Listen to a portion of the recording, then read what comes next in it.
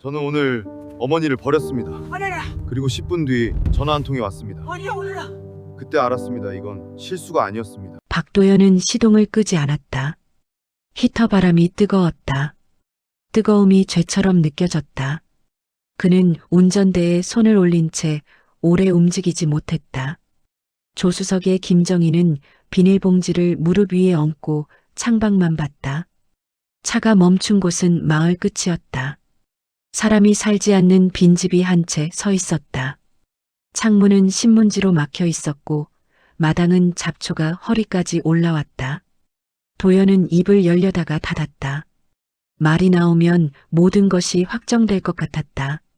그는 트렁크를 열어 낡은 보자기 가방과 얇은 담요를 꺼냈다. 담요 끝은 해져 있었다. 어머니가 오래 쓰던 것이었다. 도연은 담요를 들고도 한동안 서 있었다. 몸이 앞으로 가길 거부했다. 그는 결국 어머니 쪽 문을 열었다. 정희는 천천히 내려왔다. 발이 지면에 닿는 순간 그녀의 어깨가 작게 움찔했다. 도연은 팔을 부축했다. 손바닥에 잡히는 팔이 너무 가벼웠다. 뼈가 그대로 만져졌다. 그는 부축하는 손에 힘을 더 주었다. 마치 그 힘으로 모든 책임을 버텨야 하는 것처럼. 도연은 빈집 문 앞에 어머니를 세우고 담요를 어깨에 걸쳐 주었다. 정희는 집을 올려다보았다. 바람이 불어 흰머리가 살짝 들렸다. 그녀는 도연을 보지 않았다. 오히려 그 점이 도연을 더 흔들었다. 도연이 낮게 말했다. 엄마, 여기 잠깐만 있어. 금방 올게. 정희는 짧게 대답했다. 춥다. 도연은 고개를 끄덕이며 말했다. 안에 들어가. 문 잠가둘게. 정희가 그제야 도연을 바라봤다. 눈빛은 원망도 울음도 아니었다. 포기한 사람의 눈빛이었다. 도연은 그 눈빛을 견디지 못해 시선을 피했다. 그는 문을 열어 어머니를 안으로 한 걸음 들여보냈다. 먼지 냄새가 올라왔다. 도연은 문을 닫기 직전 어머니의 등을 봤다. 어깨가 아주 미세하게 떨렸다. 울음이 아니라 버티는 떨림이었다. 그는 문을 닫고 잠금 장치를 확인했다. 손가락이 2번, 3번 같은 곳을 만졌다. 확실히 잠갔다는 사실이 필요했다. 차로 돌아가며 그의 발걸음은 빨라졌다. 도망치듯 걸었다. 차에 타자마자 시동을 다시 확인했다. 라디오에서 광고 음악이 흘렀다. 그 평범한 소리가 잔인했다. 차가 천천히 굴러가기 직전 빈집 안쪽에서 조용한 목소리가 들려왔다. 정희가 말했다. 도연아, 너도 알지. 도연은 대답하지 못했다. 차는 앞으로 나갔다. 백미러 속 빈집이 작아졌다. 그 작아짐이 그의 마음을 더 크게 무너뜨렸다. 도연은 마을길을 벗어나는 동안 백미러만 봤다. 빈집이 나무 뒤로 가려지는 순간 가슴 한쪽이 뚝 떨어지는 느낌이 들었다. 그는 창문을 조금 내렸다. 차가운 공기가 들어왔지만 숨은 더 거칠어졌다. 차 안엔 본인이 만든 침묵만 남았다. 그의 머릿속엔 아침 식탁이 떠올랐다. 선영은 밥숟가락을 내려놓고 말했다. 목소리는 낮았지만 단단했다. 오늘 끝내. 나 더는 못 버텨. 도연은 젓가락을 잡은 손이 멈췄다. 어디로 끝내? 선영은 고개를 젓지 않았다. 더 정확하게 못 박았다. 우리 집에서 끝내라는 말이야. 대출 연체야. 애 학원도 끊었어. 도연은 반박하려다 멈췄다. 반박하면 그의 마음속 생각이 들킬 것 같았다. 선영이 이어 말했다. 당신 엄마 때문에 우리 다 무너져. 그 말이 도연의 목을 조였다. 그는 어머니 탓을 하고 싶지 않았다. 하지만 동시에 어머니가 있는 현실이 너무 버거웠다. 그 모순이 그를 비겁하게 만들었다. 도로는 한적했다. 논과 밭이 넓게 펼쳐졌다. 숨기기 좋은 풍경이었다. 사람이 없고 눈도 없고 소문도 늦는 곳. 도연은 그 생각이 떠오르는 순간 스스로에게 놀랐다. 그는 어머니를 안전하게 둔 게 아니라 자신이 보기 싫은 곳에 던져둔 것이다. 조수석에서 휴대폰이 진동했다. 선영의 이름이 떴다. 그는 받지 않았다. 통화 버튼 위에 손가락을 얹고도 움직이지 못했다. 받으면 현실의 계산이 다시 시작될 것 같았다. 진동이 멈춘 뒤에도 화면은 잠깐 빛나다가 꺼졌다. 그때 다시 진동이 울렸다. 이번엔 모르는 번호였다. 도연의 손끝이 차가워졌다. 이런 번호는 보통 좋은 소식이 아니었다. 그는 한 손으로 핸들을 붙잡고 전화를 받았다. 도연이 조심스레 말했다. 여보세요. 상대는 숨이 차 있었다. 낯선 여자 목소리였다. 아까 그 할머니요. 지금 큰일 났어요. 도연의 눈이 커졌다. 차가 잠깐 차선을 흔들었다. 그는 급히 방향을 바로잡았다. 무슨 말이에요? 무슨 일이에요? 여자는 다급하게 말했다. 안에서 쿵 소리 나다가 문이 안 열려요. 지금 조용해졌어요. 도연은 입술을 세게 물었다. 혀끝에 피맛이 났다.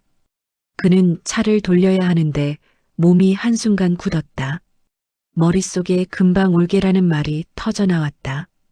그 말이 거짓이었다는 사실이 그를 더 빨리 움직이게 했다. 그는 방향지시등도 켜지 못하고 차를 돌렸다. 타이어가 자갈을 밟고 미끄러졌다. 여자가 다시 말했다. 아저씨, 빨리 와요. 나 혼자 못해요. 도연은 숨을 들이켰다. 단 10분이었다. 10분이 사람을 죽일 수도 있다는 생각이 그의 속을 찢었다. 그때 다른 전화가 동시에 울렸다. 화면에 박민석이 떴다. 도연은 한 손으로 핸들을 잡고 다른 손으로 민석의 전화를 바라봤다. 지금은 받기 싫었다. 하지만 민석의 전화는 늘 불길했다. 받지 않으면 더 큰 일이 벌어졌다. 도연은 이를 악물고 통화를 받았다. 민석의 목소리는 짧고 거칠었다. 너 어디냐? 어르신 어디 모셨어? 도연은 잠깐 숨을 멈췄다. 질문이 이상했다. 걱정부터가 아니라 위치부터였다. 도연이 낮게 말했다. 왜요? 민석은 바로 답했다. 왜긴 왜야? 지금 계약이 걸려 있는데 내가 멋대로 움직이면 다 틀어져. 계약이라는 단어가 도연의 귀를 때렸다. 어머니에게 무슨 계약이 있나? 도연은 그런 얘기를 들은 적이 없었다. 어머니는 늘 돈 이야기를 피했다. 그럼에도 민석은 확신에 찬 말투였다. 도연이 물었다. 무슨 계약이요? 민석은 짜증을 냈다. 거기서 말 길게 하지 말고 위치만 말해. 도연은 입을 다물었다. 장소를 말하는 순간 자신이 어머니를 빈집에 두고 왔다는 사실이 확정될 것 같았다. 그 짧은 침묵을 민석은 놓치지 않았다. 민석이 낮게 말했다. 너 설마 어르신 혼자 두고 나왔냐? 도연은 목이 잠겼다. 민석은 한번 비웃듯 숨을 뿜었다. 내가 말했지. 너 같은 놈이 제일 위험하다고. 도연은 급히 말했다. 지금 그런 말할 때 아니에요. 어머니가. 민석이 말을 끊었다. 좋아. 그럼 이렇게 해. 내가 돌아가면 더 꼬인다. 모른 척하고 있어. 내가 처리해. 도연의 심장이 쿵 내려앉았다. 처리라는 말이 사람을 말하는 것처럼 들렸다. 그는 순간 차를 세울 뻔했다. 처리라니요. 뭐려? 민석은 낮게 웃었다. 내가 신경 쓸 일이 아니다. 너는 내 가정 지켜. 그때 앞에서 경적이 길게 울렸다. 도연이 차선을 넘어섰던 것이다. 그는 급히 핸들을 꺾었다. 차가 휘청이며 갓길로 밀렸다. 손바닥에 땀이 흘러 미끄러졌다. 민석은 더 가까운 목소리로 말했다. 나 지금 그쪽 가는 중이다. 너 어디냐? 도연은 이를 악물고 말했다. 오지 마요. 민석이 되물었다. 뭐라고? 도연은 숨을 크게 들이켰다. 오지 말라고요. 어머니는 제가 데리고 갈 거예요. 민석의 목소리가 차갑게 변했다. 너 지금 누구한테 이래? 도연은 전화를 끊었다. 손끝이 떨려 버튼을 한 번에 누르지 못했다. 끊고 나서도 화면을 멍하니 봤다. 그는 다시 이웃에게 전화를 걸었다. 문 열지 말고 거기 있어요. 경찰도 부르세요. 지금 갑니다. 수화기 너머 여자는 울먹이는 숨으로 말했다. 안에서 쿵 소리 났다니까요. 뒷방 쪽에서요. 도연은 핸들을 꽉 쥐었다. 그의 마음속엔 민석의 단어만 남았다. 계약, 처리. 그 단어들이 어머니의 안전보다 먼저 떠오르는 자신이 너무 더러웠다. 도연은 마을 쪽으로 다시 달렸다. 속도를 줄이지 못했다. 늦으면 끝이라는 생각이 그의 목을 밀어붙였다. 그는 앞을 보면서도 계속 같은 장면을 상상했다. 어머니가 문 안에서 쓰러져 있고 부르짖고 아무도 듣지 못하는 장면. 그 상상은 현실이 될 수 있었다. 그는 자신이 문을 잠갔던 손을 떠올렸다. 잠그는 데는 그렇게 정확했는데 다시 여는 일은 이렇게 두렵다. 도연은 숨을 얕게 쉬었다. 숨을 깊게 쉬면 가슴이 찢어질 것 같았다. 휴대폰이 다시 울렸다. 선영이었다. 그는 받지 않았다. 대신 음성 메시지를 재생했다. 선영의 목소리는 흔들리지 않았다. 끝냈어?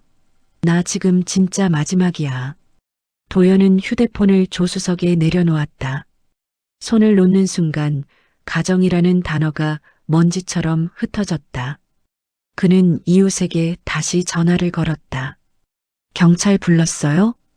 여자가 말했다. 부르려 했는데 아저씨가 보호자 맞는지부터 물어봐요.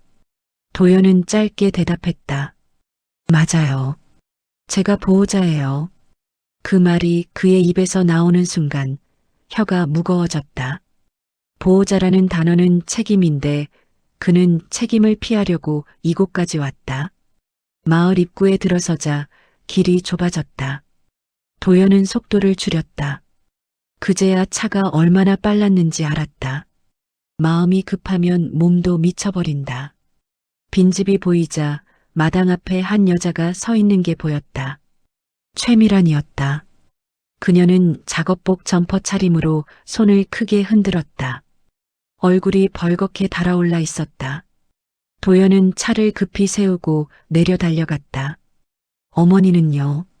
미라는 급히 말했다. 안에서 소리 나다가 갑자기 조용해졌어요. 문이 안 열려요. 도연은 빈집 문을 흔들었다. 잠금 장치가 걸려 있었다.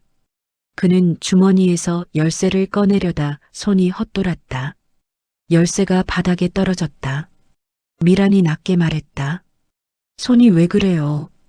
도연은 대답하지 못하고 열쇠를 주었다. 손이 떨려 열쇠가 구멍에 제대로 들어가지 않았다. 그는 2번, 3번 실패했다. 미란이 열쇠를 받아 돌렸다. 문은 한 번에 열렸다. 도연은 그 사실이 더 아팠다. 자신은 어머니를 잠가두는 일은 잘했고 다시 열어주는 일은 못한다. 문이 열리자 먼지와 냉기가 쏟아졌다. 도연은 안으로 들어가려다 멈췄다. 마당 한쪽에 낡은 털 슬리퍼 한 짝이 보였다. 어머니가 신고 있던 것이었다. 도연은 슬리퍼를 바라보며 잠깐 굳었다.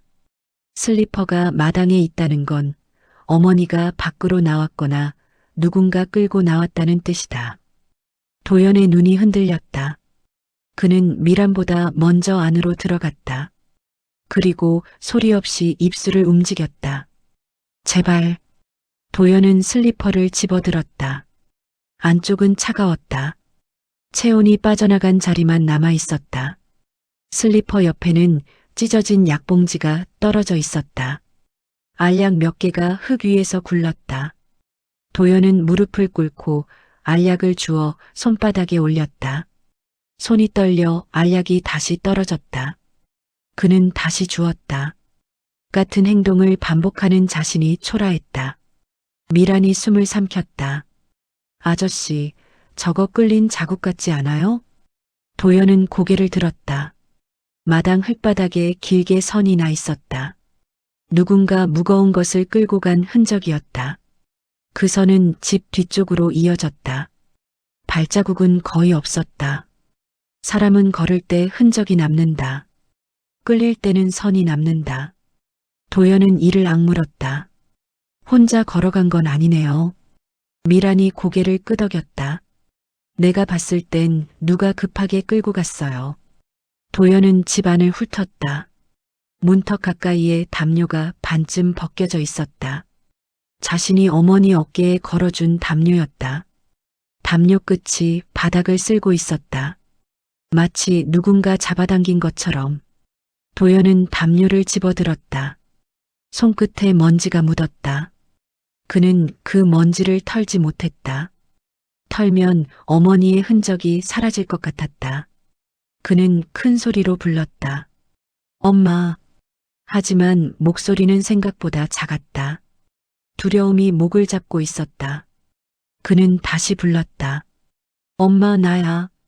대답은 없었다. 대신 집 안쪽에서 찬 공기만 흘러나왔다. 도연은 마당 구석에서 낯선 발자국을 발견했다. 운동화 자국이 선명했다. 어머니의 슬리퍼 자국과 달랐다. 누군가 최근에 왔다. 그 사실이 그의 등을 차갑게 했다. 그의 머릿속에 민석의 얼굴이 스쳤다. 계약이 걸려 있다던 말. 내가 처리해라던 말. 도연은 침을 삼켰다. 미란이 조심스레 물었다. 아까 누가 왔는지 아저씨 아세요? 도연은 짧게 말했다. 가족일지도 몰라요. 미란의 얼굴이 굳었다. 가족이 더 무섭죠. 도연은 휴대폰 손전등을 켰다. 집안은 어둡고 냉기가 돌았다. 바닥이 삐걱거렸다. 벽지가 뜯겨 있었고 먼지가 빗속에서 떠다녔다.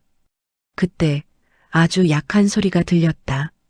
사람 숨소리인지 무엇이 부딪힌 소리인지 애매했다. 도연은 한 걸음씩 안쪽으로 들어갔다. 그는 낮게 말했다. 엄마, 나 여기 있어. 대답은 없었다. 대신 바닥 어딘가에 젖은 흔적이 빛에 반짝였다. 도연은 빛을 가까이 대고 멈췄다. 비었다. 많지 않았다. 하지만 분명 비었다. 미란이 뒤에서 속삭였다. 아저씨 뒷방 문이 반쯤 열려 있어요. 도연은 뒷방 쪽을 비췄다. 문틈 사이로 검은 그림자가 길게 늘어져 있었다. 그는 그 문을 향해 발을 옮겼다. 한 발, 또 한 발. 문이 가까워질수록 심장이 느려지는 느낌이 들었다. 뒷방은 더 차가웠다. 곰팡이 냄새가 코를 찔렀다. 도연은 손전등을 높이 들어 방 안을 비췄다. 장판이 들떠 있었고 그 위로 작은 핏자국이 이어져 있었다. 핏자국은 창가에서 멈췄다. 창문은 살짝 열려 있었다. 바람이 들어오며 천 조각이 흔들렸다. 도연은 방 안을 둘러봤다. 어머니는 없었다. 그 사실이 더 끔찍했다. 쓰러졌다면 여기 있어야 한다. 그런데 없다. 누군가가 데려갔다. 미란이 조심스레 물었다. 없어요? 도연은 고개를 끄덕이지 못했다. 확정하고 싶지 않았다. 대신 입술만 움직였다. 없어요.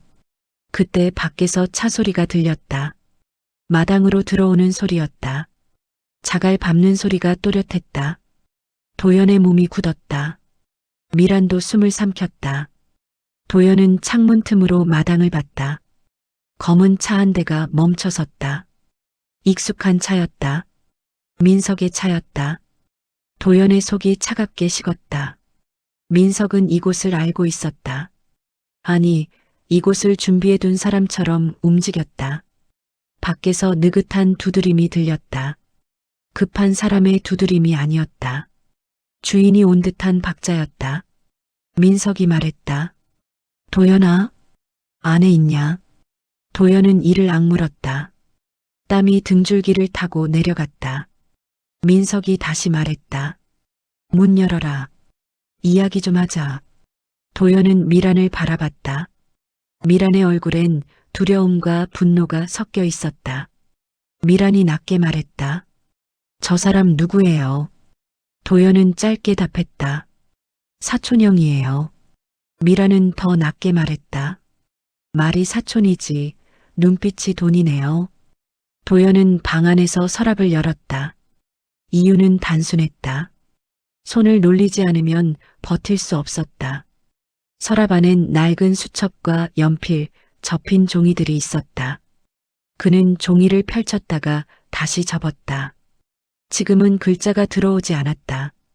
밖에서 민석이 목소리를 낮췄다. 너 경찰 부르지 마라. 너만 손해다. 그 말이 도연을 더 확신하게 했다. 민석은 이미 어머니의 행방을 알고 있다. 그리고 경찰이 오면 그게 드러난다. 도연은 서랍 깊은 곳에서 반듯한 봉투 하나를 발견했다. 먼지 속에서도 이상하게 깨끗했다. 누군가 최근에 넣어둔 것 같았다. 봉투 겉면엔 이름이 적혀 있었다. 박도연. 도연은 숨을 멈췄다. 자신의 이름이 이 집안에 있다는 게 이상했다. 어머니가 남긴 것인가, 누군가가 준비한 것인가. 그는 봉투를 열었다. 안엔 보험 증서처럼 보이는 서류가 여러 장 있었다. 그 순간 방 바닥 어딘가에서 작은 쿵 소리가 났다. 마치 바닥 아래에서 울린 소리였다. 도연은 손전등을 천천히 바닥으로 내렸다. 들뜬 장판이 눈에 들어왔다. 쿵 소리는 우연이 아니었다. 도연은 들뜬 장판을 손가락으로 눌러봤다. 속이 빈 소리가 났다. 그는 손전등을 가까이 대고 장판 가장자리를 들쳐 올렸다. 손톱 밑에 검은 먼지가 파고들었다. 밖에서 민석이 문을 더 세게 두드렸다. 안 열면 부순다. 도연은 대꾸하지 않았다. 대꾸하면 민석의 게임에 들어가는 것 같았다. 그는 서류를 빠르게 훑었다. 수익자란에 박민석 이름이 적혀 있었다. 도연의 눈이 그 글자에 붙었다. 믿기지 않았다. 어머니가 민석을 수익자로 지정할 이유가 없다. 미란이 옆에서 조용히 말했다. 저 사람 이름이 왜 거기 있어요? 도연은 숨을 삼키며 말했다. 누가 바꿨어요? 엄마가 아니에요. 그는 페이지 아래를 봤다. 변경일자가 최근이었다. 어머니가 혼자 처리하기 어려운 날짜였다. 병원 다니던 시기였고 손이 떨리던 시기였다. 밖에서 발소리가 창가 쪽으로 옮겨갔다. 민석이 집 뒤를 돌고 있었다. 도연은 창문을 급히 닫고 빗장을 걸었다. 손이 떨려 빗장이 끝까지 밀리지 않았다. 그는 이를 악물고 힘을 줬다. 민석이 창밖에서 말했다. 도연아, 뭐 찾고 있냐? 도연은 대답 대신 전화를 받았다. 파출소 번호였다. 남자가 침착하게 물었다. 김정희 어르신 보호자 맞습니까? 도연은 바로 말했다. 맞습니다. 어머니가 사라졌어요. 피도 있어요. 남자는 짧게 확인했다. 현장에 계십니까? 네. 도연의 목소리가 갈라졌다. 남자가 다시 물었다. 누가 먼저 신고했는지 아십니까? 도연은 대답하려다 멈췄다. 남자가 말했다. 박민석 씨가 먼저 신고했습니다. 도연의 귀가 멍해졌다. 민석이 먼저 신고했다. 그건 어머니를 살리기 위해서가 아니라 상황을 자기 말대로 만들기 위해서일 가능성이 컸다. 남자는 이어 말했다. 어르신이 마지막으로 연락하려 한 번호가 박도현 씨 번호입니다. 그런데 휴대폰 배터리가 빠져 있었습니다. 도연은 턱이 떨렸다. 어머니는 자신을 찾으려 했다. 그런데 그는 떠났다. 밖에서 민석이 낮게 말했다. 문 열어. 아니면 창문 깨고 들어간다. 도연은 전화를 끊지 않은 채 미란을 보았다. 미란은 문 쪽으로 물러서며 고개를 끄덕였다. 도연은 장판을 더 크게 들쳐 판자를 드러냈다. 판자 아래엔 작은 금속 손잡이가 있었다. 그는 손잡이를 잡았다. 땀이 미끄럽게 맺혔다. 도연은 숨을 한 번 크게 들이켰다. 그리고 힘껏 당겼다. 판자가 끼익 소리를 내며 들렸다. 아래엔 손바닥만 한 금고가 있었다. 낡았지만 잠금은 단단했다. 도연은 금고 다이얼을 바라봤다. 머릿속이 하얘졌지만 손은 자동으로 움직였다. 자신의 생일을 눌렀다. 어머니가 자주 중얼거리던 숫자였다. 딸깍. 금고가 열렸다. 도연은 잠깐 눈을 감았다.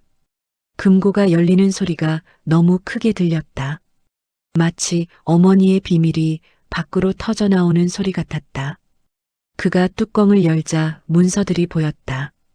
토지 문서, 통장 사본, 그리고 유언장 초안. 유언장 첫 줄엔 어머니 글씨가 또렷했다. 도연아, 내가 이걸 보면 나는 이미 늦었을지도 모른다. 도연의 목이 메었다. 그는 종이를 넘겼다. 글씨는 삐뚤었지만 정성이 있었다. 마지막 부분엔 붉은 펜으로 한 문장이 박혀 있었다. 민석을 조심해라. 그 문장을 보는 순간 밖에서 유리 긁는 소리가 났다. 민석이 창문을 억지로 열려고 했다. 미란이 낮게 말했다. 들어오려고 해요. 도연은 유언장을 품에 넣었다. 토지 문서를 다시 금고에 넣으려다 멈췄다. 금고 바닥에 얇은 봉투가 하나 더 있었다. 먼지 하나 없이 깨끗했다. 봉투 겉면에도 박도연이 적혀 있었다. 도연은 봉투를 열었다. 안에는 보험증서, 원본과 변경 신청서 사본이 들어 있었다. 신청서의 서명은 어머니 글씨가 아니었다. 흉내낸 글씨였다. 하단의 증인 서명엔 박민석 이름이 선명했다. 도연은 이가 떨렸다. 분노가 올라왔지만 그 분노는 곧 자신에게 돌아왔다. 어머니가 이런 일을 당하는 동안 그는 어머니를 빈집에 두고 도망쳤다. 밖에서 민석이 더 낮은 목소리로 말했다. 너 나랑 싸우면 엄마는 더 못 본다. 도연은 그 말로 확신했다. 민석은 어머니가 어디 있는지 알고 있다. 그걸 거래처럼 들고 있다. 도연은 창문 쪽으로 다가가 손전등을 비췄다. 민석의 얼굴이 잠깐 드러났다. 민석은 웃고 있었다. 도연은 떨리는 목소리를 억눌러 말했다. 형, 어머니 어디 있어요? 민석은 천천히 말했다. 문 열어. 그럼 알려줄게. 도연은 숨을 삼켰다. 문을 열면 끝이다. 열지 않으면 어머니를 놓칠지도 모른다. 그의 몸이 두 갈래로 찢어지는 느낌이 들었다. 그때 멀리서 사이렌 소리가 들렸다. 점점 가까워졌다. 도연은 유언장을 더 깊게 쥐었다. 손바닥이 아플 만큼 힘을 줬다. 민석이 마지막으로 낮게 던졌다. 너 아직도 몰라. 엄마가 너한테 왜 그걸 남겼는지. 사이렌이 빈집 앞에 멈춰섰다. 도연의 숨이 길게 새어나왔다. 이번엔 도망치지 않겠다고 그는 마음속으로 단단히 못 박았다.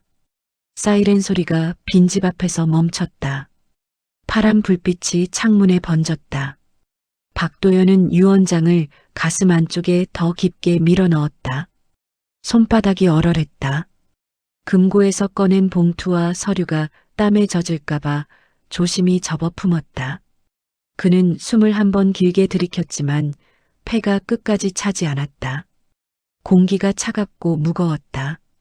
밖에서는 사람 발소리와 무전기 소리가 섞여 들렸다. 최미라는 마당에서 경찰을 맞으며 손을 크게 휘둘렀다. 그녀의 목소리가 떨렸다. 여기요. 여기 빈집이에요. 안에서 피도 봤고요. 박도연은 방 안에서 문 쪽으로 천천히 걸었다. 발바닥이 장판에 붙는 듯 무거웠다. 문을 열면 민석과 마주칠 것이다. 민석이 웃으며 거래를 꺼낼 것이다. 도연은 이를 꽉 물었다. 지금은 감정이 먼저 나오면 안 된다. 어머니를 찾아야 한다. 문 밖에서 중년 남자의 차분한 목소리가 들렸다. 박도연 씨 맞습니까? 지역 파출소의 강재훈이었다. 그는 상황을 빠르게 훑고 있었고 말투에 불필요한 동요가 없었다. 도연은 문을 열며 짧게 말했다. 맞습니다. 강재훈은 도연을 한번 위아래로 보더니 바로 물었다. 어르신은 어디 계십니까? 도연은 목이 잠겼다. 없습니다. 피가 있고 흔적이 있고 누가 데려간 것 같습니다. 그 말이 끝나자마자 마당 한쪽에서 민석의 목소리가 끼어들었다.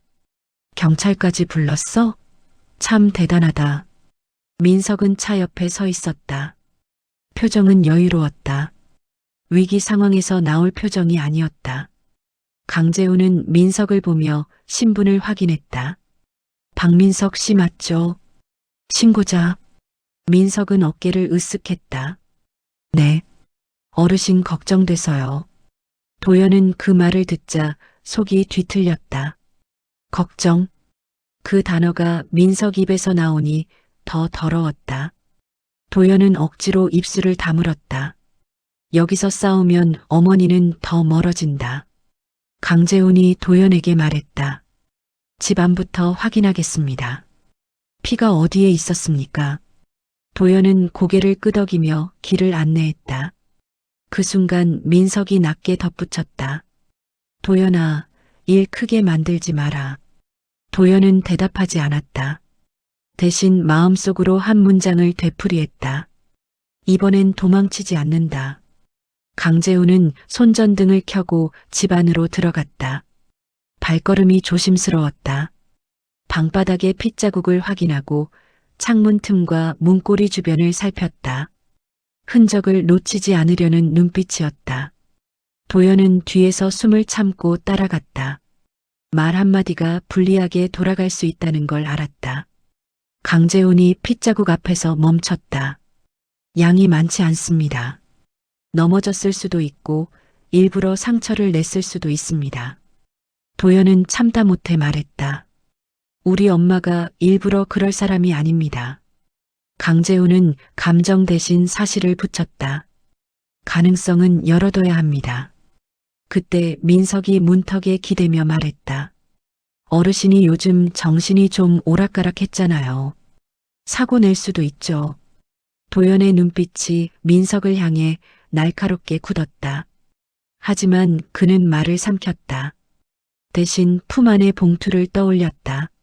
서명 위조, 증인 서명, 분명한 종이 증거, 감정 대신 종이를 내밀어야 한다. 도연은 숨을 정리하고 강재훈에게 말했다. 경찰관님, 여기서 나온 서류가 있습니다. 강재훈이 고개를 들었다. 도연은 봉투를 꺼내 보험증서와 변경 신청서를 내밀었다. 종이가 손에서 미세하게 떨렸다. 강재훈은 문서의 수익자와 변경일자를 눈으로 훑었다. 그리고 하단 서명을 확인하는 순간 시선이 민석에게로 옮겨갔다. 민석은 웃음을 지었다. 아, 그거요? 가족끼리 정리한 거죠. 강재훈은 단호하게 말했다. 정리라기엔 서명 필체가 다릅니다. 위조 의심이 됩니다. 도연은 그 말에 숨이 조금 풀렸다. 누군가가 내 편이 되어주는 느낌이 처음 들었다. 민석은 얼굴을 굳히며 말했다. 경찰님, 별거 아니에요. 어르신이 원래. 강재훈이 말을 끊었다. 박민석 씨, 지금부터 질문에만 답하세요. 어르신 위치를 알고 있습니까? 민석은 잠깐 멈칫했다. 그 짧은 멈춤이 더 많은 것을 말해줬다.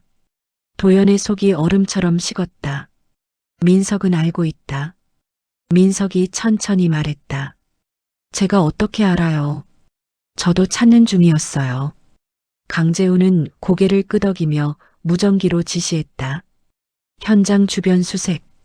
요양원 차량. 인근 CCTV 확인.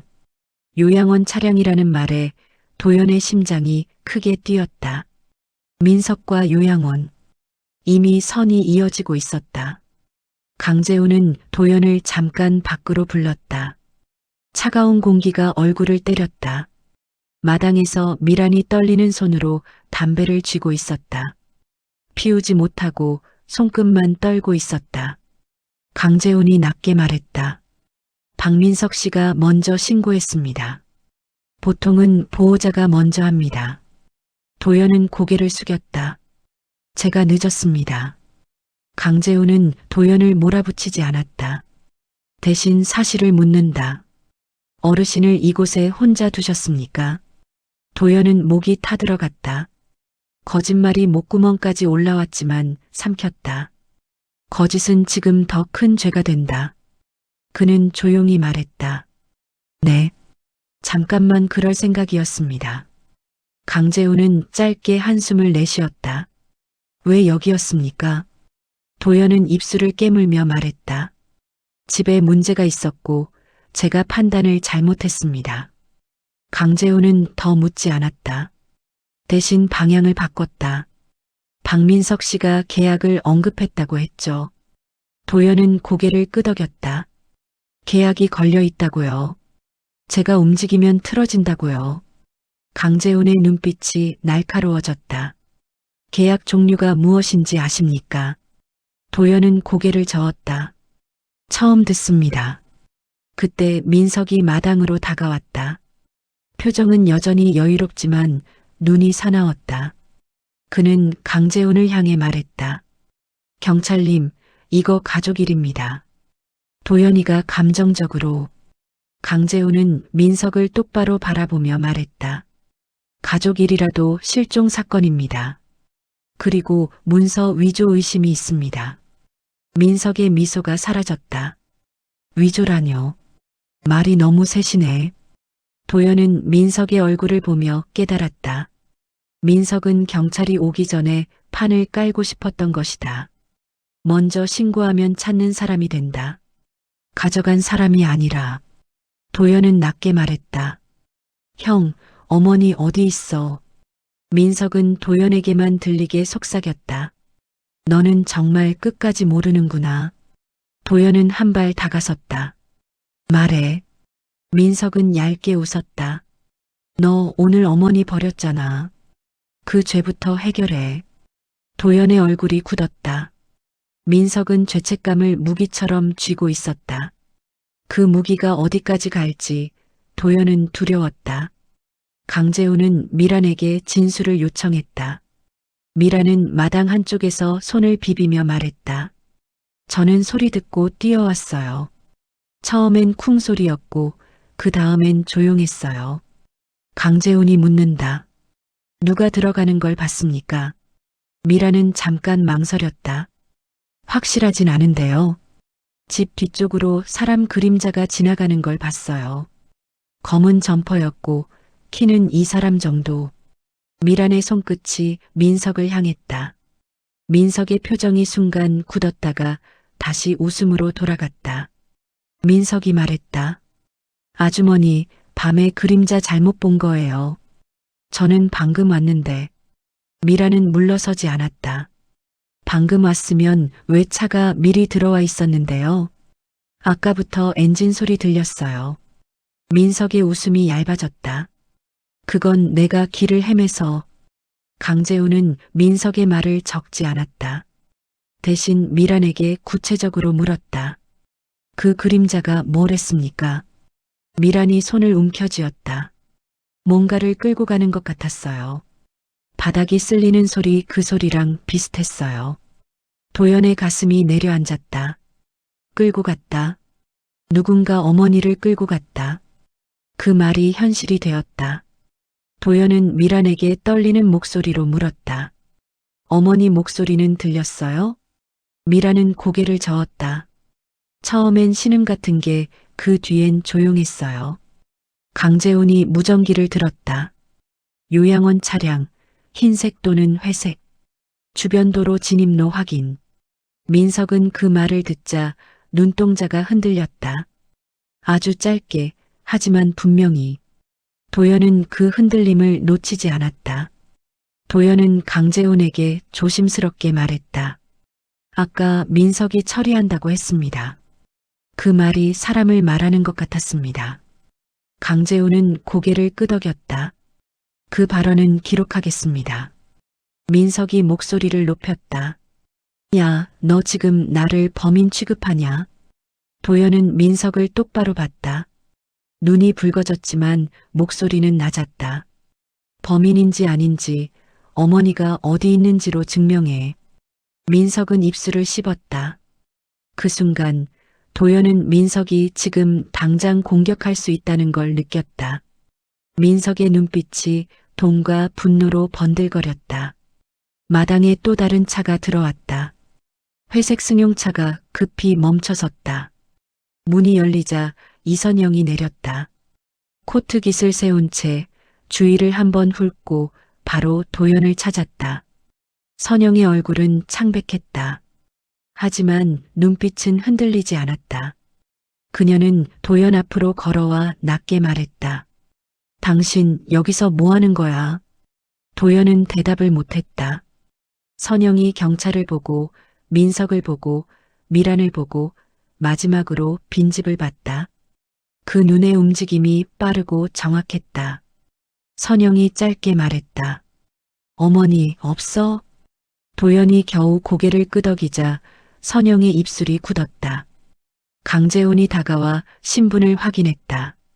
선영은 침착하게 말했다. 박도연 아내입니다. 강재훈이 묻는다. 어르신 관련해 아는 내용 있습니까? 선영은 잠깐 멈칫했다. 그 멈춤이 도연을 찔렀다. 선영이 아는 게 있다는 뜻이었다. 선영이 조심스럽게 말했다. 최근에 민석 씨가 자주 집 근처에 왔어요. 어머니 서류를 보러 왔다고 들었어요. 민석이 즉시 끼어들었다. 뭐래? 내가 언제? 선영은 민석을 보지 않고 말을 이어갔다. 그리고 어머니가 나한테 이런 말을 했어요. 도연이는 착한데 주변이 무섭다. 도연이는 믿지만 누군가가 도연이를 이용한다고. 도연의 눈이 흔들렸다. 어머니는 선영에게까지 경고를 남겼다. 그런데 선영은 왜 지금까지 말하지 않았나? 도연이 낮게 물었다. 왜 이제 와서 말해? 선영이 차갑게 답했다. 나도 확신이 없었어. 근데 지금은 확신이 생겼어. 선영은 손가방에서 종이 한 장을 꺼냈다. 어머니가 며칠 전에 내 손에 쥐어준 거야. 혹시 몰라서 사진도 찍어놨어. 도연은 종이를 바라봤다. 거기엔 계좌번호와 짧은 문장이 적혀 있었다.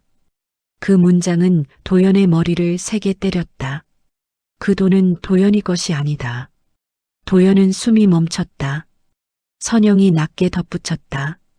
어머니는 뭔가를 지키려고 했어. 당신을 위해서가 아니라. 도연은 그 말을 이해하지 못했다. 이해하지 못하는 것이 더 무서웠다. 무엇을 지키려는가? 누구를 위해서인가? 그때 민석이 선영을 향해 비웃듯 말했다. 아주 잘하네. 이제 부부가 한 팀이야? 선영은 단호하게 말했다. 오늘은 당신 뜻대로 안 돼. 도연은 선영의 말 속에서 이상한 확신을 느꼈다. 선영은 돈 때문에 온 것이 아니다. 선영은 오늘 이 판에서 무엇이 드러날지 알고 있는 사람처럼 보였다. 강재훈은 민석을 따로 세우고 질문을 시작했다.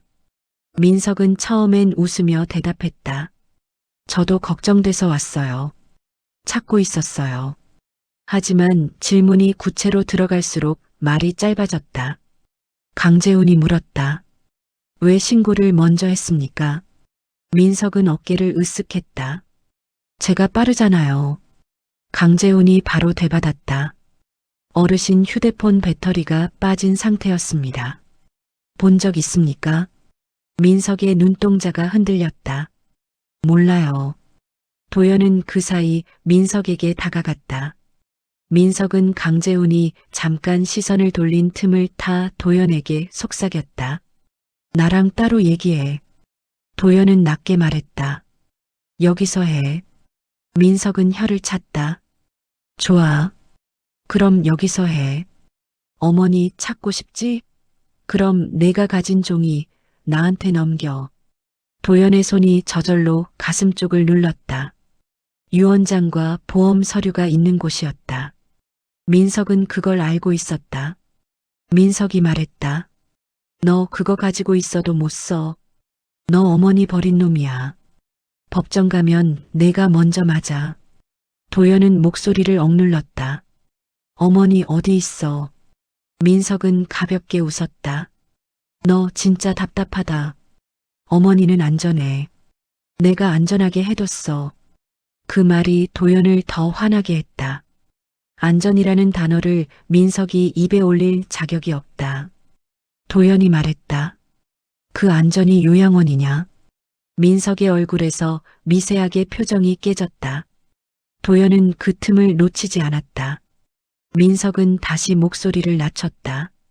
너 내 가정 지키고 싶으면 내 말 들어.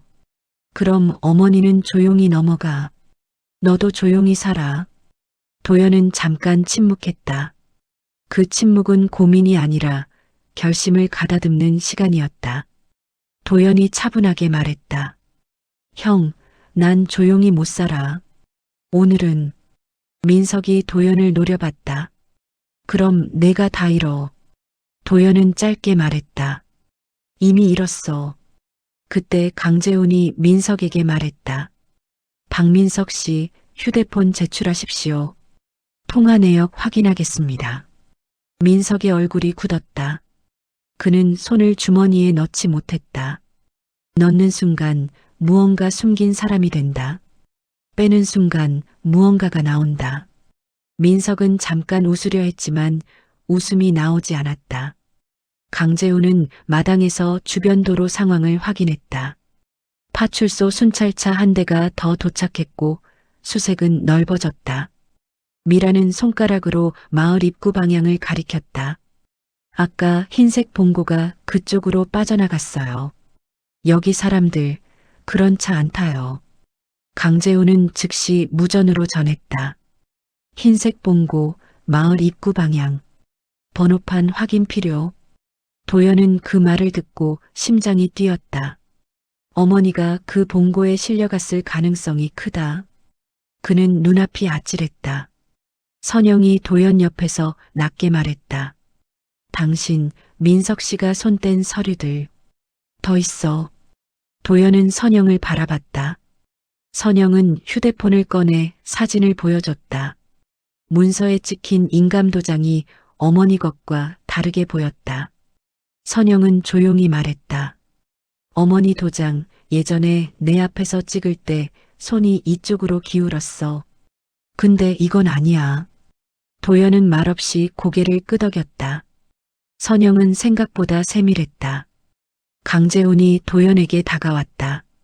박도연 씨 마지막으로 어르신을 본 시간과 경위를 정확히 말해 주십시오. 도연은 숨을 한번 고르고 말했다. 오늘 제가 여기 데려왔습니다. 집에서 다투고 제가 판단을 잘못했습니다. 문을 잠그고 나왔습니다. 10분 정도 지나 전화가 왔고 바로 돌아왔습니다. 강재훈은 고개를 끄덕였다. 그 10분 사이에 누군가 접근했을 가능성이 있습니다. 도연은 민석을 보았다. 민석은 멀찍이 서서 담배를 피우지 못한 채 손가락만 까딱거리고 있었다. 눈은 계속 주변을 살폈다. 도망갈 길을 찾는 눈이었다. 도연은 강재훈에게 낮게 말했다. 민석이 요양원 이야기에 반응했습니다. 강재훈은 눈썹을 아주 미세하게 움직였다. 확인하겠습니다. 그때 무전이 울렸다.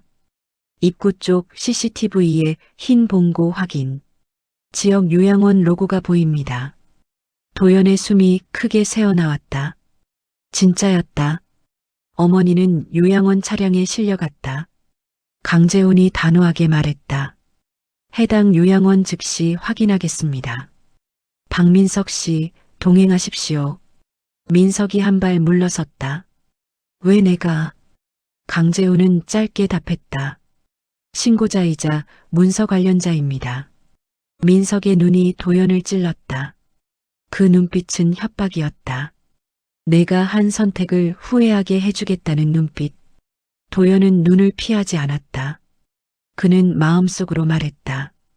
후회는 이미 내 몫이다. 이제는 어머니 몫을 되찾는다. 강재훈은 출동 준비를 하며 도연에게 말했다. 요양원으로 함께 가시죠. 하지만 감정적으로 행동하지 마세요. 도연은 고개를 끄덕였다. 손이 여전히 떨렸지만 발은 단단히 땅을 딛고 있었다. 선영이 도연의 팔을 짧게 잡았다. 당신 어머니 만나면 먼저 사과부터 해. 도연은 대답 대신 짧게 숨을 내쉬었다. 사과로 될 일이 아니다. 하지만 사과도 못하면 그는 영원히 사람으로 살지 못할 것이다. 민석은 순찰차 옆에 서서 끝까지 웃는 척했다. 별일 아니겠지. 어르신이 혼자 나가셨을 수도. 강재훈이 민석을 바라보며 말했다.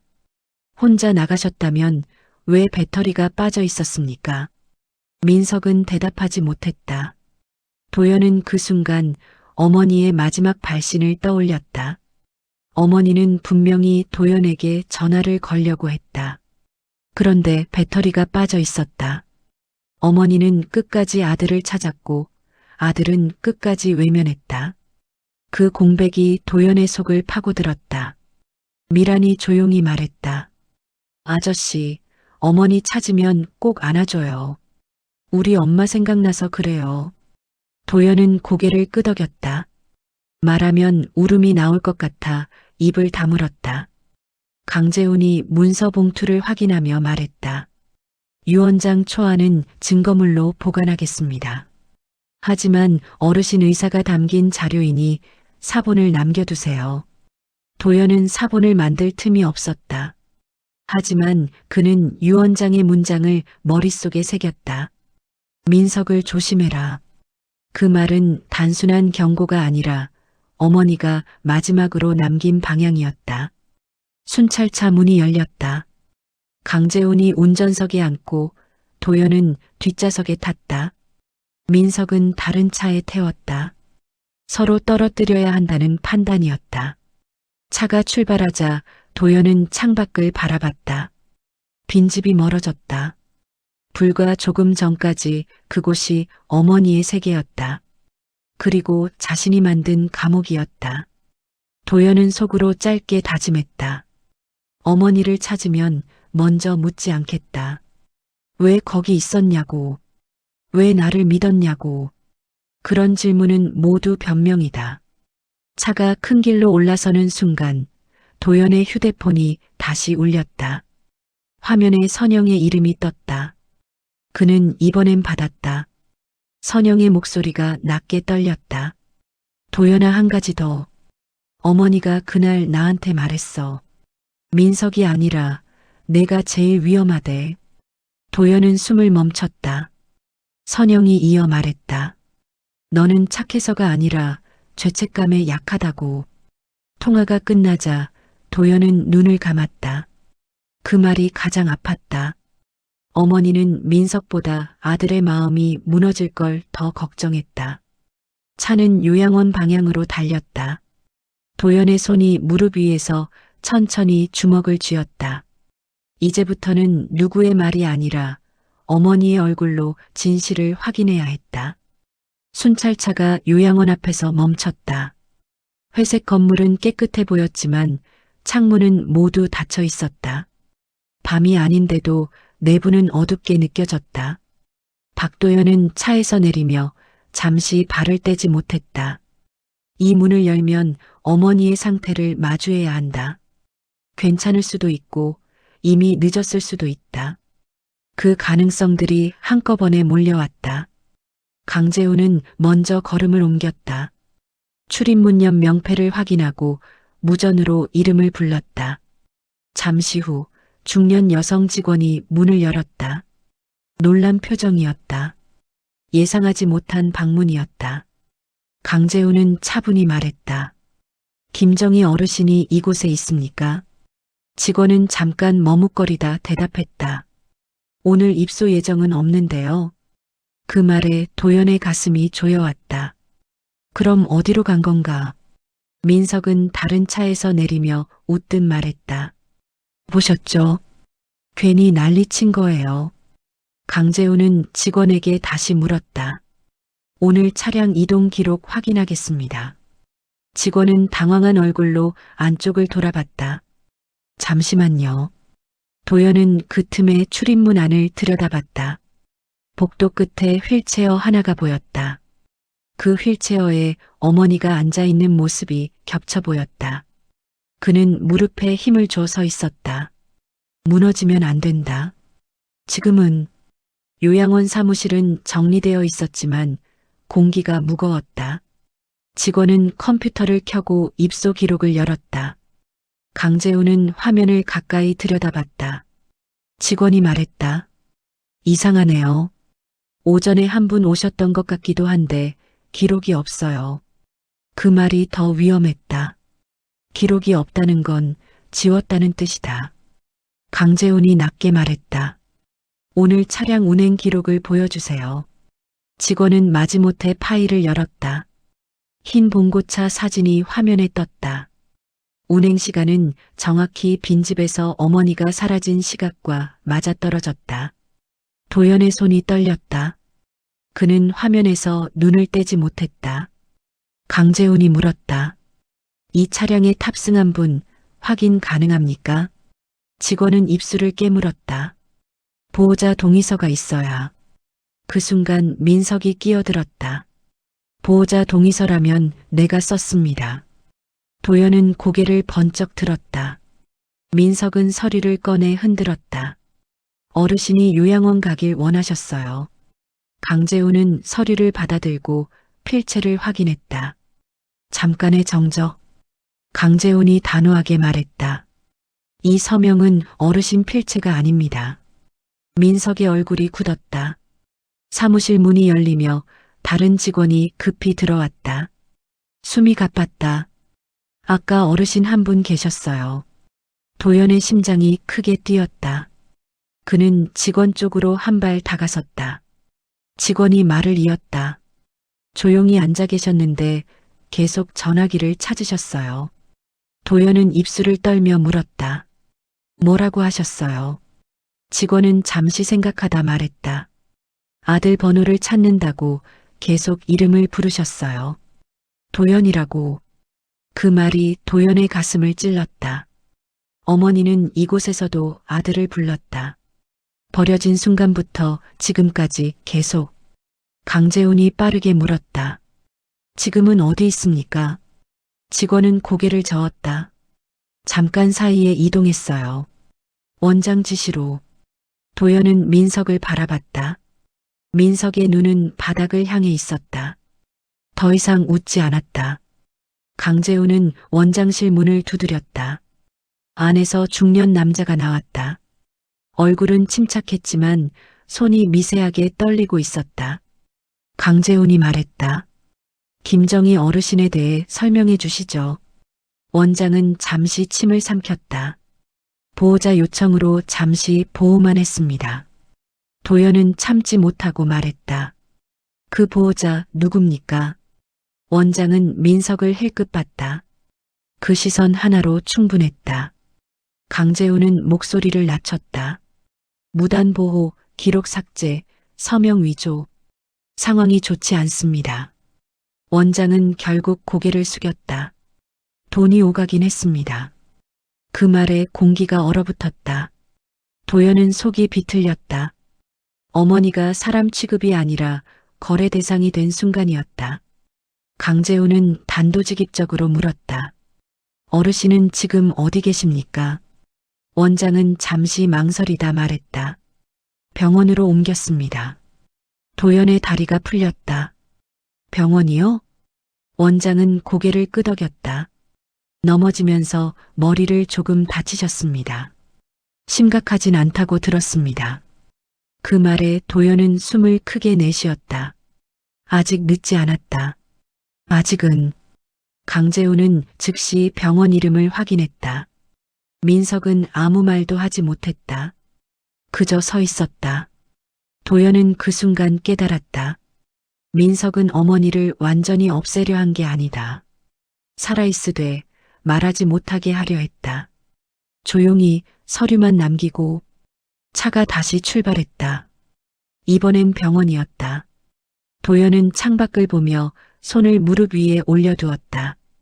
떨림은 여전했지만 방향은 분명했다. 그는 머릿속으로 어머니의 얼굴을 떠올렸다. 화내지 않는 얼굴, 늘 미안해하던 얼굴. 그 얼굴을 다시 보면 자신은 어떤 표정을 지을까? 선영이 옆에서 조용히 말했다. 당신 울어도 돼. 도연은 대답하지 않았다. 울면 멈출 수 없을 것 같았다. 병원 복도는 소독약 냄새가 강했다. 강재훈이 앞서 걸었다. 간호사가 안내한 병실 앞에서 모두 멈췄다. 도연은 문 손잡이를 잡고도 열지 못했다. 손에 힘이 들어가지 않았다. 강재훈이 말했다. 제가 먼저 들어가겠습니다. 도연은 고개를 저었다. 제가 들어갈게요. 그는 문을 열었다.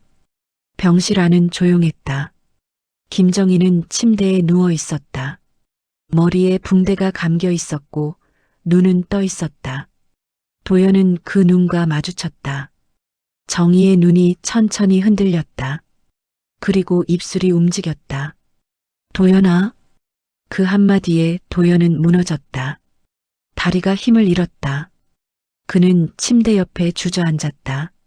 정희는 힘겹게 손을 들었다. 도연은 그 손을 두 손으로 감쌌다. 정희가 낮게 말했다. 괜찮다. 그 말이 가장 잔인했다. 괜찮지 않은 사람이 늘 괜찮다고 말한다. 도연의 눈에서 눈물이 떨어졌다. 이번엔 숨기지 않았다. 어머니는 눈을 감았다가 다시 떴다. 살아있었다. 아직은. 그리고 그 눈빛은 아직 끝나지 않은 이야기가 담겨 있었다. 병실 문이 조용히 닫혔다. 박도연은 문 앞에 서서 한동안 움직이지 못했다. 어머니의 손이 아직도 손바닥에 남아있는 느낌이었다. 따뜻했다. 살아있다는 증거였다. 그 따뜻함이 오히려 더 아팠다. 자신이 그 손을 빈집에 두고 돌아섰다는 사실이 선명해졌다. 강재훈은 복도 끝에서 상황을 정리하고 있었다. 간호사는 낮은 목소리로 주의사항을 설명했다. 큰 출혈은 없지만 충격이 누적된 상태라 안정을 최우선으로 해야 합니다. 도연은 고개를 끄덕였지만 귀에 잘 들어오지 않았다. 그의 머릿속엔 한 생각만 맴돌았다. 어머니를 다시 어디로 데려갈 것인가? 집으로 갈 수 있을까? 아니면 또 다른 곳으로 보내야 할까? 선택은 다시 도연의 몫이었다. 그때 선영이 다가왔다. 그녀는 병실 문을 한번 보고 도연을 바라봤다. 이번엔 혼자 결정하지 마. 도연은 대답 대신 벽에 기대었다. 몸에 힘이 빠졌다. 강재훈이 다가와 낮게 말했다. 지금부터는 어르신 의사가 중요합니다. 그리고 박민석 씨 문제도 정리해야 합니다. 도연은 민석을 떠올렸다. 병원에 오지 못하고 따로 격리된 상태였다. 민석의 얼굴보다 먼저 떠오른 건 어머니가 남긴 붉은 글씨였다. 민석을 조심해라. 도연은 천천히 고개를 들었다. 이제 도망칠 수 없었다. 선택을 미루는 것도 선택이었다. 그는 속으로 결심했다. 이번엔 어머니를 기준으로 움직이겠다고. 민석은 병원 상담실에 앉아 있었다. 손을 무릎 위에 올린 채 고개를 숙이고 있었지만 반성하는 사람의 자세는 아니었다. 계산하는 사람의 자세였다. 강재훈이 자리에 앉으며 물었다. 어르신 동의 없이 요양원 이동 인정합니까? 민석은 천천히 고개를 들었다. 동의가 없었다고 할 수는 없죠.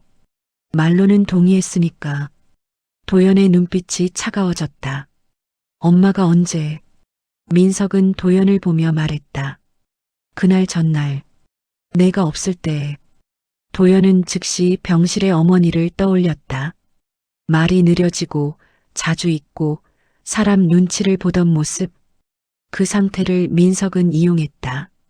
강재훈이 말했다. 서류는 위조로 보입니다. 민석은 어깨를 으쓱했다. 서류가 뭐가 중요합니까? 결과만 보면 되죠. 그 말이 도연의 속을 긁었다. 결과만 보면 된다는 태도. 그 결과에 사람이 빠져 있었다. 그때 간호사가 상담실 문을 두드렸다. 어르신이 보호자를 찾습니다. 도연은 바로 일어섰다. 민석은 뒤에서 말했다. 가봐. 어머니도 내가 필요하겠지. 도연은 뒤돌아보지 않았다. 민석의 말보다 어머니의 목소리가 더 급했다. 병실 안은 조용했다. 김정희는 눈을 뜨고 천장을 보고 있었다. 도연이 들어서자 시선이 천천히 움직였다. 정희는 낮게 말했다. 미안하다. 도연은 그 말에 멈췄다. 엄마가 왜 미안해? 정희는 잠시 숨을 골랐다. 내가 말 안 한 게 많다. 도연은 침대 옆에 앉았다. 어머니의 얼굴에는 피곤이 깊게 깔려 있었다. 하지만 눈빛은 또렷했다. 중요한 말을 하려는 눈이었다. 정희는 천천히 말했다. 민석이 그 애가 자꾸 왔다. 돈 이야기, 서류 이야기. 내 이름을 자꾸 꺼냈다. 도연의 손이 굳었다. 그래서 정희는 고개를 저었다. 나는 내가 다칠까봐 모른 척했다. 내가 착해서 끝까지 참고 살까봐. 도연은 입술을 깨물었다. 어머니는 아들의 약점을 정확히 알고 있었다. 정희는 눈을 감았다가 다시 떴다. 그래서 준비했다. 내가 오기 전에. 도연은 숨을 삼켰다. 준비했다는 말이 무겁게 내려앉았다. 정희는 힘겹게 손을 움직였다. 도연은 그 손을 잡아주었다. 정희는 말했다. 유 원장은 너를 위해 쓴 게 아니다. 도연은 고개를 들었다. 그 말은 예상 밖이었다. 정희는 천천히 말을 이었다. 너는 이미 충분히 짐을 지고 있다. 더 얹고 싶지 않았다. 도연의 눈이 흔들렸다. 그는 어머니가 모든 것을 자신을 위해 준비했다고 생각했다. 하지만 어머니는 다른 방향을 보고 있었다. 정희는 낮게 말했다. 그 돈은 내가 아니라 내가 지켜야 할 사람을 위해 남겼다. 도연은 바로 이해하지 못했다. 지켜야 할 사람. 누군가가 더 있다는 뜻이었다. 정희는 시선을 천천히 옮겼다. 창밖을 향했다. 나 같은 사람을 다시 만들지 않으려고. 도연의 가슴이 서서히 조여왔다. 어머니의 선택은 재산이 아니라 방향이었다. 병실 문 밖에서 선영이 조용히 기다리고 있었다. 도연이 나오자 그녀는 바로 말했다. 어머니가 말했지. 도연은 고개를 끄덕였다. 선영은 잠시 망설이다 말을 꺼냈다. 어머니, 예전에 요양원에서 봉사했어. 학대받던 아이를 돌봤대. 도연은 처음 듣는 이야기였다. 선영은 이어 말했다. 그 아이를 계속 마음에 두고 있었대. 내가 아니라 그 아이를 살리고 싶어 했어. 도연은 숨을 길게 내쉬었다. 어머니의 말과 선영의 말이 하나로 이어졌다. 선영은 낮게 말했다. 그래서 돈이 필요했던 거야. 민석이 그걸 눈치챘고 도연은 벽에 등을 기댔다. 이제 퍼즐이 맞아가고 있었다. 민석의 집착, 계약, 요양원, 서류. 모두 돈이 아니라 통제였다. 민석은 더 이상 웃지 않았다. 그는 강재훈 앞에서 말했다. 어르신이 회복되면 다시 얘기하면 됩니다. 강재훈은 단호했다. 그건 법원이 판단할 일입니다. 민석은 도연을 보며 말했다. 너 하나 살자고 다 무너뜨릴 거야? 도연은 조용히 대답했다. 이미 무너졌어. 내가. 민석은 낮게 웃었다. 그럼 끝까지 가보자. 그 말은 협박이 아니라 선언이었다. 민석은 물러설 생각이 없었다. 도연은 민석의 눈을 보며 깨달았다. 이 싸움은 돈의 싸움이 아니라 인간을 어떻게 보는가의 싸움이라는 것을. 병실로 돌아오자 정희는 다시 눈을 떴다. 도연이 가까이 가자 정희는 그의 손을 잡았다. 힘은 약했지만 의지는 분명했다. 정희는 낮게 말했다. 도연아, 나 대신 그 아이를 지켜라. 도연은 고개를 숙였다. 눈물이 떨어질까봐 고개를 들 수 없었다. 정희는 말을 이었다. 나는 평생 누군가의 짐이었다. 너한테만은 짐이 되고 싶지 않았다. 도연은 그제야 울음을 터뜨렸다. 소리를 내지 않고 울었다. 어머니의 손을 놓지 않은 채 정희는 마지막으로 말했다. 내가 옳다고 생각하는 걸 해라. 이번엔. 그 말이 도연의 가슴에 깊이 박혔다. 병실을 나서며 도연은 알았다. 이제 예전으로 돌아갈 수 없다는 것을. 어머니를 빈집에 두고 돌아섰던 그 선을 이미 넘었다. 강재우는 도연에게 말했다. 박민석 씨 구속영장 신청 들어갑니다. 시간이 걸릴 겁니다. 도연은 고개를 끄덕였다. 빠른 해결을 기대하지 않았다. 중요한 건 방향이었다. 선영이 옆에서 말했다. 당신 앞으로 힘들 거야. 도연은 짧게 답했다. 알아. 그는 병원 복도를 걸으며 속으로 되뇌었다. 이제는 도망치지 않는다. 어머니의 선택을 이어간다. 그리고 그 선택은 누군가를 버리는 것이 아니라 누군가를 책임지는 길이라는 것을 그는 처음으로 똑바로 마주하고 있었다. 병원 복도는 밤이 깊어질수록 조용해졌다. 소독약 냄새가 공기처럼 깔렸다. 박도연은 창가에 서서 아래를 내려다봤다. 불이 켜진 창은 몇 개 없었다. 사람들은 각자의 사정으로 잠들어 있었다. 그 평온이 도연에게는 낯설었다. 그는 손을 주머니에 넣었다가 뺐다. 가만히 있으면 죄책감이 다시 몸을 타고 올라왔다. 어머니를 빈집에 두고 돌아섰던 장면이 여전히 생생했다. 그 선택이 모든 것을 이 자리로 데려왔다. 강재훈이 다가와 낮은 목소리로 말했다. 어르신 상태는 당분간 지켜봐야 합니다. 당장은 안정적입니다. 도연은 고개를 끄덕였다. 안정적이라는 말이 완전함을 뜻하지 않는다는 걸 그는 이미 알고 있었다. 강재훈은 이어 말했다. 박민석 씨는 서류 위조와 무단 감금 혐의로 조사 중입니다.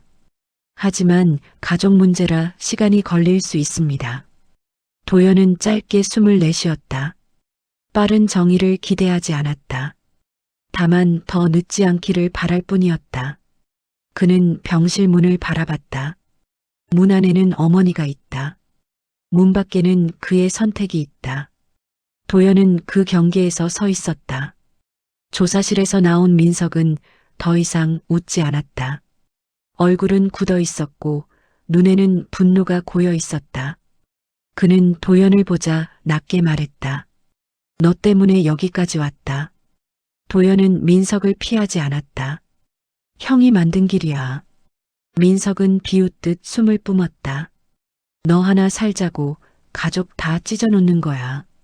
그 말은 도연을 흔들지 못했다. 그는 이미 알고 있었다. 가족은 오래전에 찢어졌다는 걸. 다만 자신이 눈을 감고 있었을 뿐이었다. 도연은 차분히 말했다. 엄마를 사람으로 보지 않았잖아. 민석의 눈이 흔들렸다. 잠깐이었지만 분명했다. 그는 도연에게 다가가며 말했다. 넌 착한 척하다가 결국 다 잃을 거다. 도연은 고개를 저었다. 이미 잃었어.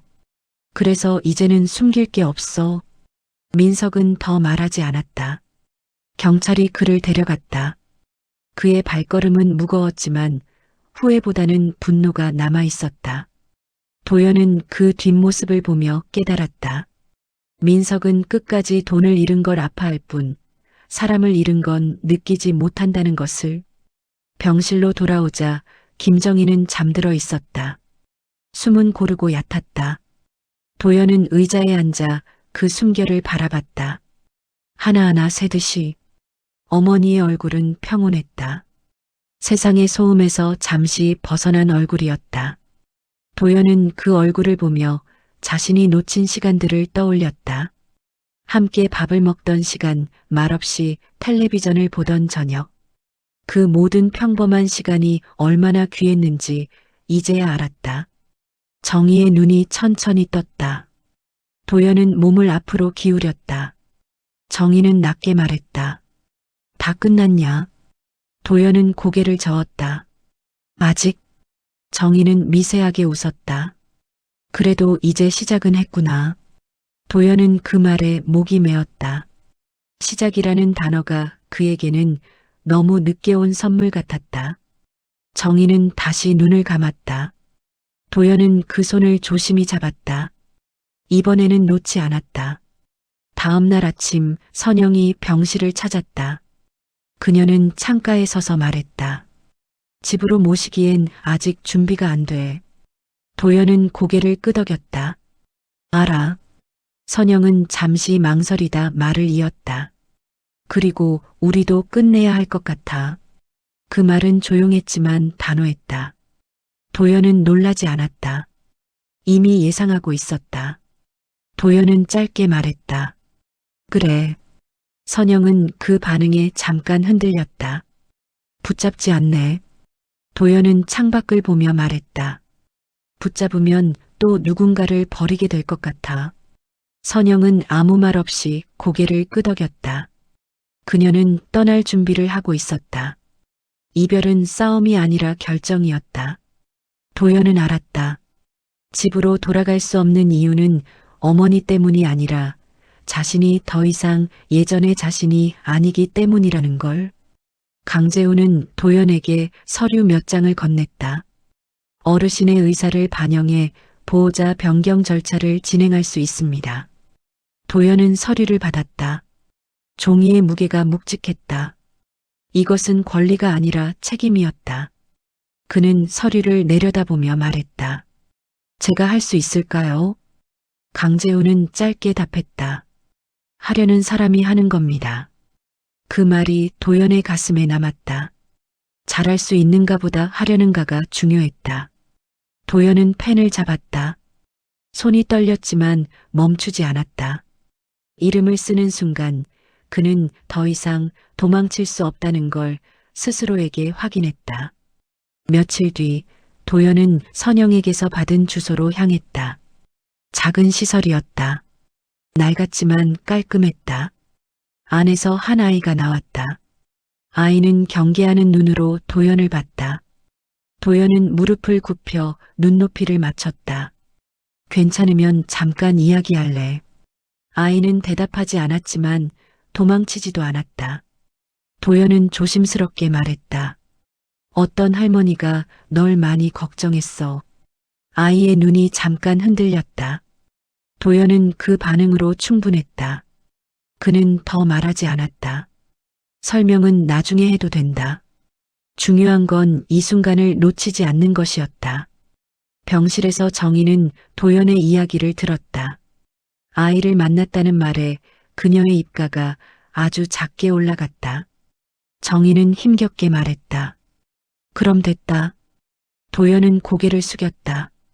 엄마가 왜 그런 선택을 했는지 이제 알 것 같아. 정희는 눈을 감은 채 말했다. 사람은 남기고 가는 걸로 사는 거다. 그 말은 유언 같았지만 작별 인사는 아니었다. 삶을 어떻게 이어가야 하는지에 대한 가르침이었다. 도연은 그 말을 마음에 새겼다. 돈이 아니라 사람을 남기는 삶.